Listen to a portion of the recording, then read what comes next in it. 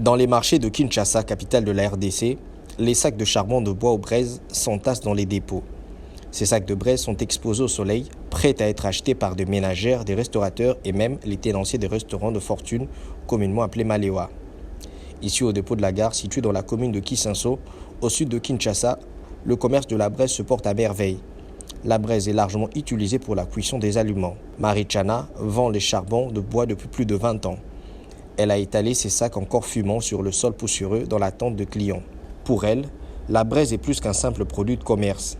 Ma salaire a déjà fait un tamandat 2004. Bon, talaka souffrance, mais vie à passer, na kokate donc tout a payé étranger na Bangola, kuna babengana biso kuna na makambo ya guerre.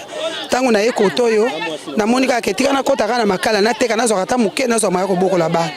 Beaucoup reconnaissent que ce commerce est pénible, salissant, mais reste vital pour la survie de nombreuses familles. Autrefois vendu à 100 francs congolais, 200 francs ou 300 francs, l'état emballé dans un sachet revient actuellement à 500 francs, voire même 1000 francs.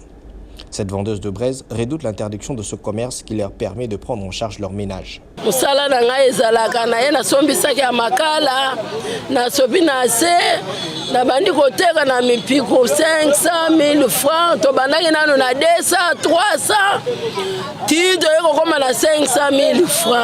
Cette tenancière d'un restaurant de fortune a adopté la braise pour préparer ses plats. Selon elle, la braise est plus avantageuse que d'autres énergies pour faire cuire ses aliments.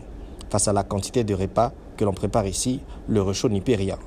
Na préfère lambe la makala pona lamba banjungu ebele parce que so na lambi na réchaud banjungu ebele ko simba te ata wana ko zo dete ku de cuisinière et simba te banjungu pele ka minene ya wana préfère na makala bon makala ezakala ba série msuto somba makala na 60,000 série msuto somba makala na 65,000 neti na série oyo to so makala na 50,000 bon okokipe ko so makala tango ye. Donc, on regrette pour aller les amakasité, nakateza poucher. Donc, il y a ça la biso passe. Mais cette dépendance a un impact notamment sur l'environnement. Pour l'environnementaliste Mangalibi Mosengo, cela a un impact sur la déforestation, la pollution de l'air et les changements climatiques à Kinshasa.